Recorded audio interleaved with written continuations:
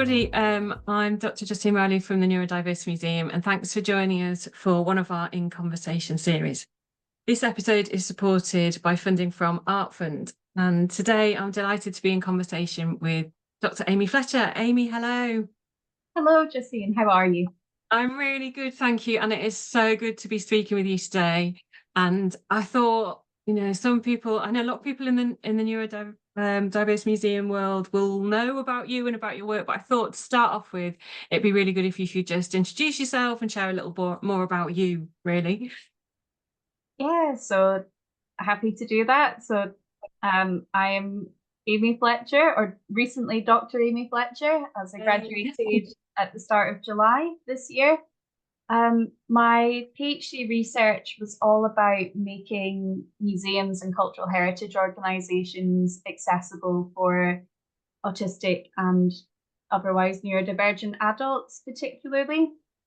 And doing so using participatory practices. And it's a research project that was really about addressing the gaps that I was seeing as an autistic adult myself, and as someone who was at the time doing a lot of museum visits with autistic and neurodivergent young people, and seeing that as from a visitor perspective, a lot of the things that were supposedly, quote, autism friendly oftentimes weren't. And I wondered where the involvement in consultation was in that process. And then realized that actually a lot of these things specified that they were for young people and not for adults. So my research project really came from that. This is a huge gap. You have so many autistic and neurodivergent adults who finish school, finish education, if they're lucky, because we know that there's high levels of school absenteeism and school systems failing. So failing neurodivergent people. And then museums are spaces that could be really engaging, could be really accessible, both for visitors, but also potentially for volunteers and joining the workforce. But these things all drop away before age 18. So you're losing a really crucial neurodivergent group of people as an audience and as a potential workforce. So the research was really about, it was specifically thinking about audiences in that first instance, but also was reflecting on what museum workers need as well. So it's what are the barriers for neurodivergent adults visiting museums? What are their motivations for visiting museums? And then on the flip side, what are the barriers that impact museum workers, making their museums more accessible? What are the areas that they identify that they could use more information in? And what are participatory practices that could be used to be able to do that, to make it more accessible on both sides? Yeah, it's I mean, it is just brilliant listening to how you came across thinking about taking the research and then what you did with it. And I'm sure that there'll be loads of people who are watching or listening to this who are thinking, oh my goodness, and I've made a note about so many things that you were talking about there, and I thought maybe we start with that kind of thorny issue around consultation and nothing about us without us and participatory practice, and what you kind of found in terms of what museums were or weren't doing. And I suppose what the research told you about that, and also what that can tell museums going forward about what is good practice.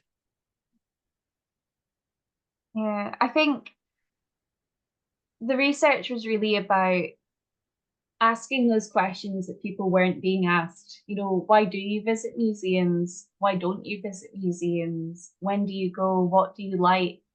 What would you like? What motivates? Why do you go is such a big question. And what are your motivations? And that was a question that actually came directly from focus groups about what kind of questions should I be asking in this research? What should the research questions be? Does this methodology make sense? Should I change it? What should those questions be? And I think some of the most meaningful ones that came from the neurodivergent focus groups that I held before launching the survey itself. And it really rung home when I was doing this research, both in the answers formally to the focus groups, to the surveys and to the workshops, but also in terms of informal conversations with neurodivergent adults who were telling me that they'd never been asked and they never would have thought about their rights and accessibility in these spaces. And quite a few people, when they were asked what accessibility means to them as one of the questions, they said that they never really thought of themselves as having the kind of access needs and the right kind of disability to receive adjustments as a visitor. And some people were reflecting on their own internalized ableism with that, and also being early on in their journey of self-understanding of being neurodivergent, because a lot of people are either diagnosed later in their lives or self-diagnosed because of the significant issues in being able to access assessment and pre or post-diagnosis support that really impacts things. So there were lots of different little things that were reflective of wider issues far beyond the museum sector, in terms of people feeling that they're being heard and being understood. And one of the biggest barriers that people identified was not feeling understood, not feeling listened to, feeling that they have to really prove that they need support or prove that they have access needs to be able to get them, when really they just want to be able to go into a space and exist like everyone else without having to justify themselves or prove their need or prove they're deserving to access a space in a way that's equitable. Yeah, there's... Oh, I mean, there's so many things in there, isn't there? I mean, we talk frequently about the museum sector, and that there will be lots of people working within the sector who are undiagnosed or who don't realise that they're neurodivergent yet. And we know that that particularly impacts on women who are often late diagnosed. And so not knowing that you need those adjustments is clearly something that you recognised and picked up as well. And that kind of importance of the sector having anticipatory adjustments in place, so that they're thinking about, well, people might not know that they need adjustments, and actually they don't have to tell us if they do need adjustments. We should be putting those things in place. And also that kind of, that recognition of people thinking, oh, it's not, I shouldn't be asking for it, or I don't think I'm relevant for it, when they absolutely are, kind of speaks back to how our society supports, recognises, understands neurodivergent people generally. And I think you touched on it again, the kind of issues around the education sector. I mean, if we've got so many problems that are happening in terms of how people recognise neurodivergent children and young people, or don't put that support in place, and then that goes out into society, whether you're neurodivergent or not. And I guess as museums, we're kind of trying to shift and change that. So yeah, I mean, that's, anyone wanting to look at your research should go and look at that and see what did that tell us, and how you were engaging a lot with neurodivergent people and using those kind of those voices to inform what you were developing. What kind of advice do you think you'd give people, or what did you find out about people who are working in museums, what they should do? Because I know when you talked earlier, you said about how you found that museums weren't actually delivering for neurodivergent people, or some of the practice was not kind of relevant. Do you think that's because there wasn't that kind of consultation and that talking to neurodivergent people? And I suppose what I'm trying to say is, what should museums do if they want to change that? Yeah, I think from the research that I did and from speaking to people and the findings that were coming out, a lot of the time, what you find when you have autism friendly events or programs or resources is that it's often quite copy and paste. It's you've seen it somewhere else and assumed, well, it must be working because X, Y, and Z do the same thing. And so I think this is a model that's kind of expanded from, okay, it's happened here, we'll do that. And then other people seeing and thinking, it must be working, I'll copy and paste that. And then when you break it down and you have conversations with people saying, why aren't there any autistic people coming to our early hour morning session on a Wednesday once every 2 months? And you ask the question, have you asked the local community that this is for, if that day or time works? And the answer I kept getting was no. And it kind of that I think should be the thing that people start reflecting on is, are we doing this for doing its sake? Are we ticking the box that we are being autism friendly or neurodivergent friendly, which are terms that I don't like very much. I prefer accessible, because friendliness implies it's optional, it's a gesture. You can wave at someone on the street and smile, and that's a gesture, it's not expected. Accessibility should be more than a gesture, it should be more than something being friendly, it should be a right. Yeah. I mean, totally. That kind of, the Neurodiverse Museum uses we don't use the term inclusion either, we use the term equitable, because for similar reasons, we felt that often museums are looking to be inclusive, but they aren't thinking about, well, what does that mean in terms of an equitable approach? And I think that allows them to do things like, well, we'll have this hour over here when you're allowed to come in. Yeah. That's not equitable. That's, how do you know that that's going to work? And for many autistic people, it won't work. And that's exactly it, isn't it? Exactly. That's my feeling. And inclusion, I think inclusion is part of being equitable. It's part of accessibility. On its own, I don't think it stands as strongly. But yeah, I think there's a lot of well-intending people that are just stressed, and that's something that came up often, is that it feels like the work of making museums accessible lands on people's plates, often in addition to their workload.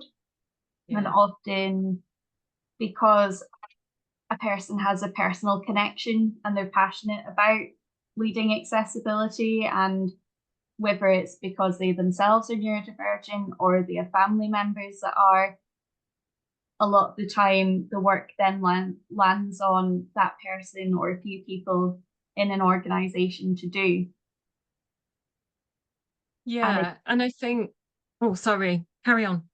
And it not necessarily have the same support from funders and decision makers in your organization. It's a lot of grassroots campaigning for it, and that can make it more difficult to go beyond what everyone else is doing, or to advocate for funding to set up access panels, or to have meaningful participatory practices where it's not just a tokenistic meeting once in a while that doesn't lead to anything. It's something that actually is part of a plan, is part of a long-term investment in accessibility. So, yeah. I think those bits are absolutely crucial, because often the museum sector, we will think about, we need to make sure that we're really equitable, we're really, inclusive to all of these different, everybody in society. But then when we actually try and do that, we're not properly thinking about that. We're kind of, like you say, doing it as a tick box. And actually, it's not that simple. It's not that straightforward to do that properly and to do it meaningfully. And I think in terms of, I think I came into doing the Neurodiverse Museum for similar reasons to you, in the research of seeing, this isn't right what is happening. It's kind of a tokenistic approach. of people who know and recognise that things need to change and are trying to do that, but haven't been provided with the right kind of funding or capacity or support to do it. So therefore, they're trying to do what they can. And as a sector, we need to be better than that. And we need to say that's not enough. We've got to really properly engage the audiences we want to work with in the long term. And the only way we can do that is through that longer and better funding. And we've talked, frequently about investment, and as neurodivergent people trying to access funding and support, it's incredibly difficult. And we know our network says the same when they're trying to access it. So yeah, I mean, there's so many things that that your research is really underpinning in terms of where the issues are. Yeah, I think for me, it highlights that need for a culture and attitude change towards accessibility and towards seeing it as, well, it's only for one audience. Because the point you made before is something that I advocate, is you don't necessarily need to be neurodivergent to benefit from adjustments and options in how you communicate, and being signposted to when and where a quieter space would be, and being able to access information in a straightforward way online and in person, and feeling welcome. These are all things that everyone should be entitled to. And when you make accessibility the standard, when you create options for engaging and taking part, that's not just for one audience. So many audiences will benefit from being able to access information. It's similar to the history of the curb drop. It took a lot of advocacy, it took a lot of pushing and protest to be able to get to the point that curb drops were introduced. And initially it was for people who use wheelchairs, but so many people benefit from having a curb drop. Yeah. And people take it for granted that it's there. They don't realize the amount of advocacy, the amount of hours, the amount of inaccessibility that came before it, because it's something we now accept. And it's something that I think there needs to be more of for more disabilities, for more communities. I know we speak from the perspective of neurodivergence because that's our experience and that's our background. But yeah, it's that shift that you need. When you think an audio guide, which is something a lot of neurodivergent people said that they would love and they would be willing to pay for, or find a way of using, there are so many different audiences that would benefit from being able to download an audio guide and listen to it and be able to do it at their own pace, whether it's listening to something at a distance from an object because they need to sit down for whatever reason, because there's someone that's really interested in it and want to hear more. There's lots of different types of audience that would love an audio guide. I mean, looking beyond is this just for one audience, because it isn't.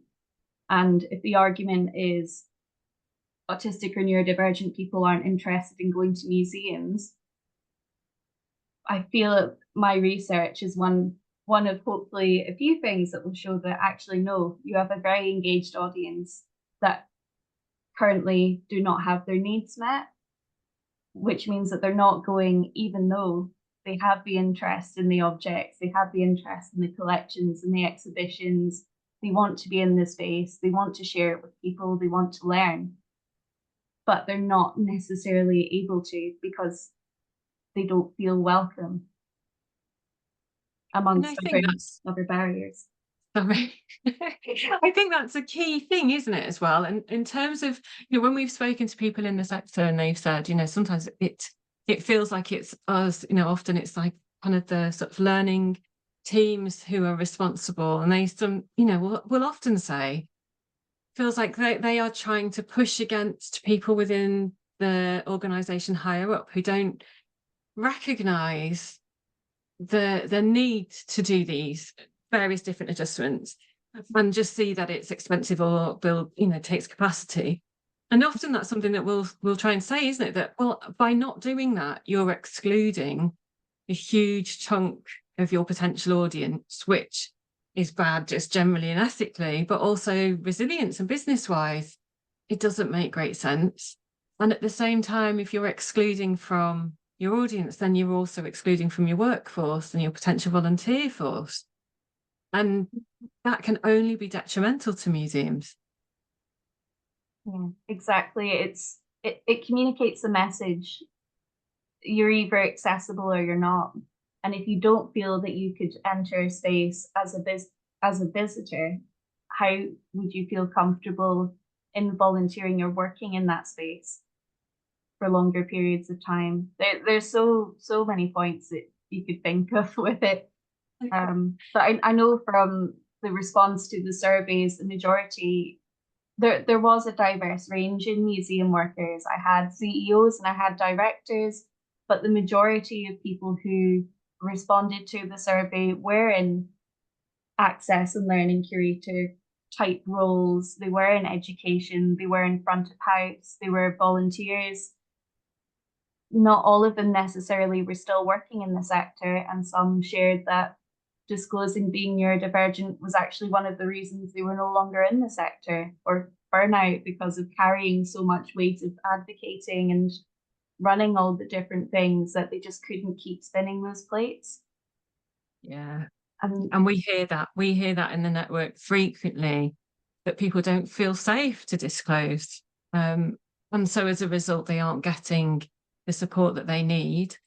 And often if they do disclose, it's not always a positive experience for them. There are some good models out there, but across the sector as a whole, it's still fairly unsafe. And it worries me when I see some activity that's happening that sort of parachutes people into those situations when we know that they aren't safe. There yeah. was something else I wanted to touch on with you, that I was just thinking about, that kind of the issues around talking to neurodivergent people. So two things really. Firstly, that interchangeable language around autism and neurodivergence. And we deliver the training that talks about neurodiversity and the terminology. And sometimes the sector has focused on autism. It just has. And obviously the Neurodiverse Museum is about neurodivergence and its whole full breadth. And I'm autistic, so often I'll talk about autism and ADHD. So they'll be my kind of focus points because my tunnel vision will take me that way. But as an organisation, we are focusing totally about how are museums reflecting neurodivergence more fully. And I just thought we should probably nod to that, because we're using the two terms, and maybe if somebody's not used to them, might be thinking, oh, they're autism and neurodivergent are the same thing, and they're not. Yeah. No, that makes complete sense. And it's something that I've had conversations with people about. So originally when I started the PhD, it was originally going to be autism specific. And again, it's from that's my lived experience, that's my background. I'd completed a museum studies master's course at Glasgow previously, and I hadn't intended to go down the accessibility route initially when I started it, but it just became the path that I was on. So I kept advocating about accessibility, and whenever museum professionals were coming in and saying that they have people with sensory needs as a target audience, and I'd been there with the young people I supported at the time and found it to be the opposite, I would ask the question of, what do you currently do? And they would say, nothing in particular, which always made me think, well, it's not a specific audience that you're actually targeting then and working with. And I ended up from that having a couple of placements at the Hunterian in Glasgow that partly appeared because they were needing the work done, and partly because they knew that they had someone that was very vocal and experienced in that area during the course that year. So I developed resources, and I ran their first event. I created their first sensory backpack and pre-visit resource and online accessibility information. So that was the background. That's why I was focusing on autism initially, but then I held the focus groups, and rightly so, the people who took part in the focus groups highlighted that it should be neurodivergent as well, because there's so much overlap in experiences, because neurodivergent people are connected by differences in information processing styles.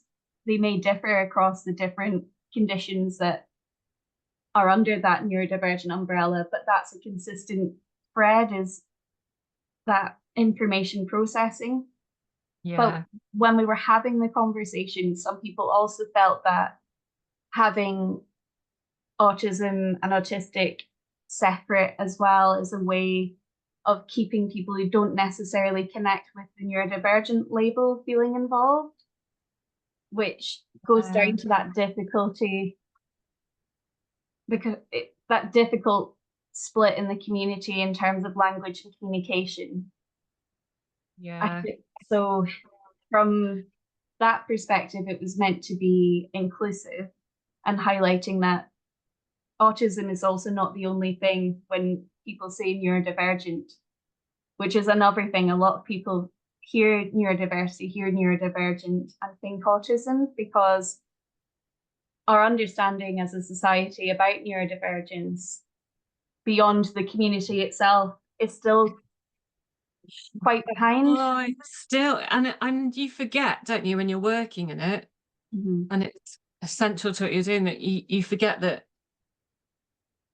the terms and the kind of understanding isn't there, but also, and this was something else that I wanted to touch on. Do you think as well the perception of what it is to be neurodivergent is an issue, and prevents that kind of consultation in a way that museums might not feel or find so difficult when it comes to working with neurodivergent audiences? Do you think that they have stereotypes or perceptions that means they may, talking about that kind of split in the community, they may go to parents of autistic people, for example, who 50% at least will be autistic, whether they know it or not, but because of the genetic kind of split, do you think they kind of, or they're more likely to go to kind of, I don't know, people who are workers with neurodivergent people rather than going and talking to neurodivergent people?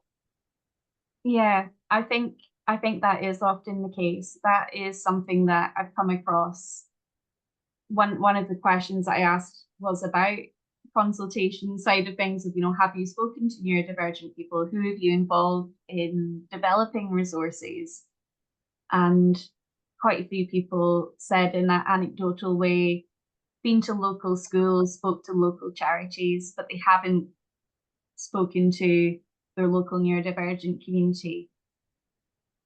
And I think part of it, just generally from speaking to people and from responses elsewhere, there's a real fear of getting things wrong.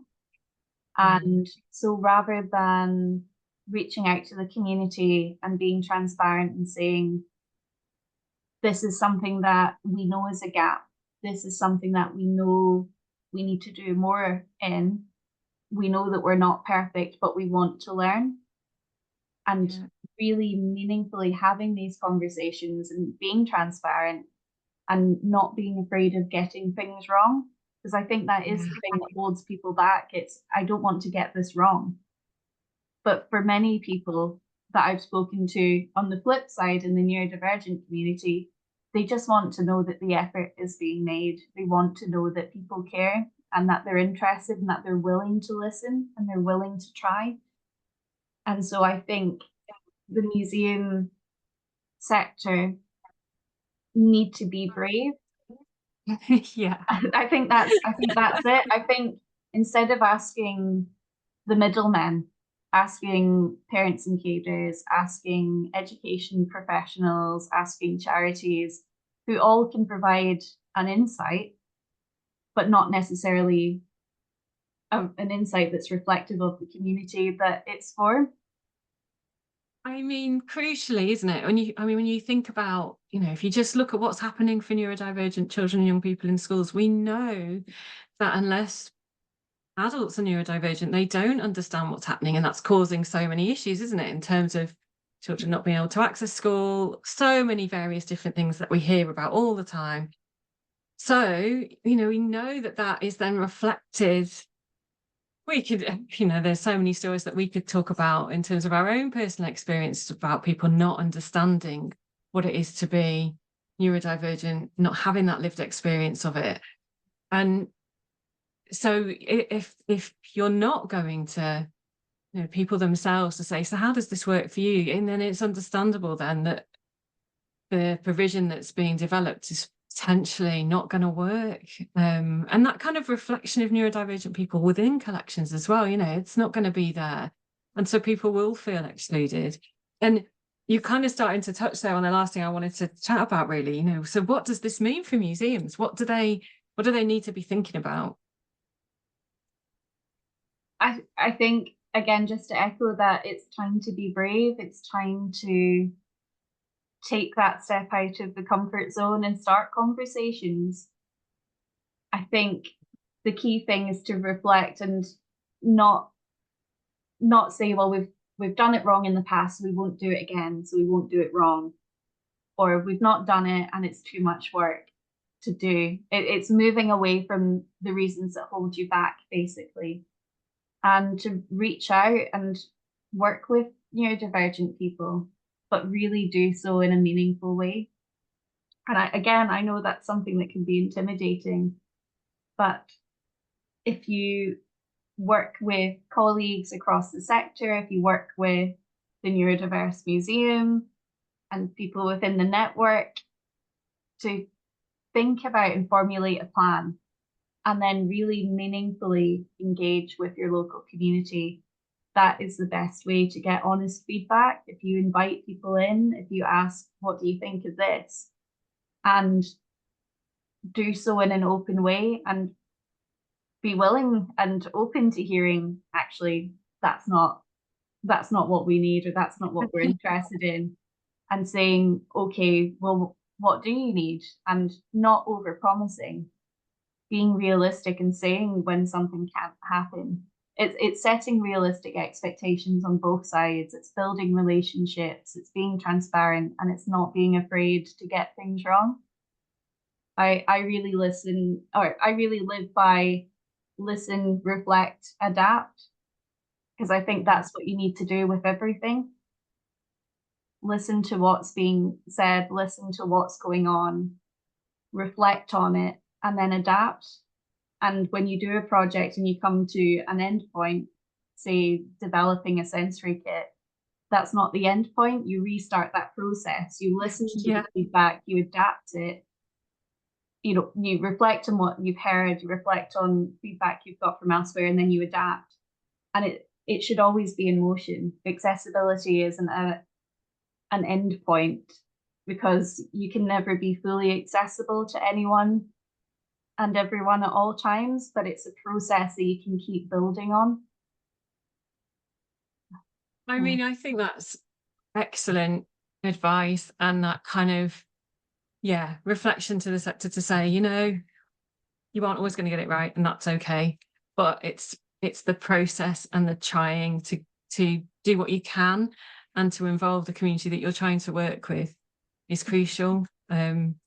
So I think that's a brilliant way for us to finish our conversation. It's been brilliant hearing more about your research and learning more about it. And I'm sure over the next however long, we will continue to keep coming back to what you found and sharing it with the sector and asking you to come and talk and help and work with you more closely. So thank you so much for your time, Aimee.